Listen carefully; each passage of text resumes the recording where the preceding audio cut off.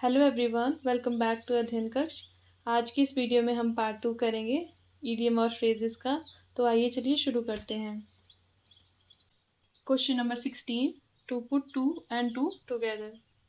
इसका right answer हो जाएगा आपका to conclude from obvious facts. Basically to put two and two together का मतलब क्या होता है? कंक्लूजन ड्रॉ करना। तो हमारे पास जो भी इंफॉर्मेशन अवेलेबल है, जो भी फैक्ट्स अवेलेबल हैं, उसके बेस पे जो कंक्लूजन ड्रॉ किया जाता है उसे कहते हैं to put two and two together. एक एग्जांपल देख लेते हैं बेटर अंडरस्टैंडिंग के लिए। The driver would obviously put two and two together and realise I was the one who gave him a 1 star rating. ठीक है, ड्राइवर क्या करेगा? वो कंक्लूजन ड्रॉ कर लेगा, ठीक है, और उसको पता चल जाएगा कि जो उसे 1 स्टार रेटिंग दी है वो मैंने ही दी है। ठीक है, तो इस तरह से to put two and two together का इस्तेमाल होता है। Let's move on to the next question. Question number 17, to bait the hook to suit the fish. इसका राइट आंसर हो जाएगा आपका option B, that is to do things to please others.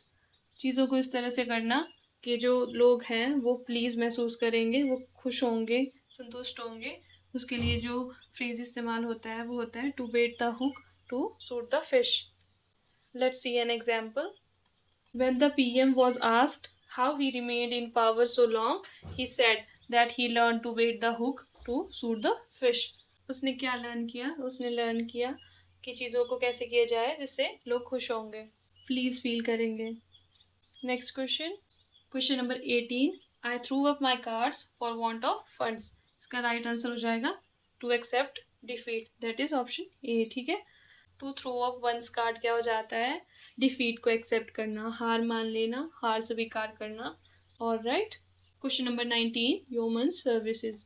Human services हो जाता है आपका excellent work, that is option A. ठीक है, एग्जाम्पल के तौर पे हम यहाँ पे एक सेंटेंस देख लेते हैं। For years she has given humans service to the team. All right, question number 20, to keep at an arm's length. इसका मीनिंग हो जाता है keep a degree of remoteness, either physical और सोशल। जो ये डिग्री ऑफ रिमोटनेस है वो physical भी हो सकती है और सोशल भी हो सकती है।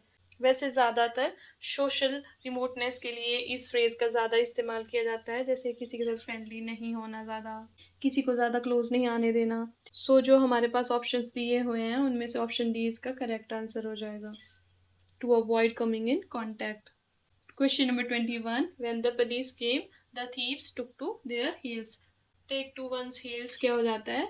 To quickly run away. ठीक है, इस तरह से इसका राइट आंसर हो जाएगा हमारे ऑप्शंस में से option B, that is took to flight. All right. Next question.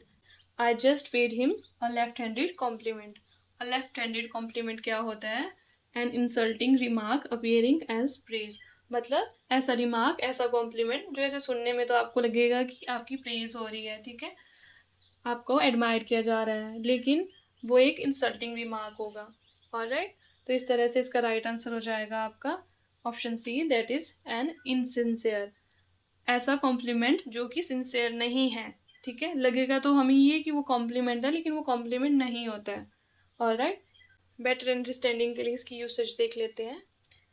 She said she liked my hair, but it turned out to be a left-handed compliment when she asked how long I had been dyeing it. ठीक है, उसने कहा उसे मेरे बाल पसंद हैं। ठीक है, ये तो वैसे देखा जाए तो कॉम्प्लीमेंट है, लेकिन लास्ट में उसने ये भी पूछा कि मैं कितने समय से इन्हें डाई कर रहा हूँ। ठीक है, तो इसमें लग तो रहा है कि वो कॉम्प्लीमेंट कर रही थी, लेकिन रियलिटी में कि इंसल्टिंग रिमार्क हो गया। ऑल राइट, तो इसे कहते हैं a left handed compliment. Let's move on to the next question. Question number 24. The soldiers laid down their arms. To lay down one's arms क्या होता है? To put down one's weapon and stop fighting. So इसके meaning के accordingly हमारे पास इसका right answer हो जाएगा option B, that is surrender करना। ठीक है, question number 25. Discipline is on the wane in school and colleges these days. इसमें से हमें मीनिंग किसका बताना है? ऑन द वेन का। ऑन द वेन का मीनिंग क्या होता है? बिकमिंग स्मॉलर, लेस इंपॉर्टेंट और लेस स्ट्रॉन्ग। ठीक है, तो इसके अकॉर्डिंगली हमारा राइट आंसर हो जाएगा इसका option B, that is declining. Declining का एक मतलब टू रिफ्यूज भी हो जाता है। इसके अलावा डिक्लाइनिंग का मतलब आपका ऑन द वेन भी होता है, becoming smaller, less strong, less important. ठीक है, question number 26, as you sow, इसका राइट आंसर हो जाएगा option B, that is so shall you reap. Sorry, यहाँ पे टिक का प्लेसमेंट थोड़ा गलत हो गया है, ठीक है। तो ये एक हमारा काफ़ी पॉपुलर प्रोवर्ब है, as you sow shall you reap, जिसका मतलब हो जाता है जैसा बोओगे वैसा काटोगे, ठीक है, या फिर जैसी करनी वैसी भरनी। इस प्रोवर्ब को कुछ इस तरह से भी लिखा जाता है, you reap what you sow. Alright, question number 27, Rome dash in a day, इसका राइट आंसर हो जाएगा आपका option A, that is was not build. Alright, Rome was not build in a day. इसका मतलब क्या है? इस प्रोवर्ब का मतलब है कि it takes time to achieve something important and you should not expect to succeed immediately.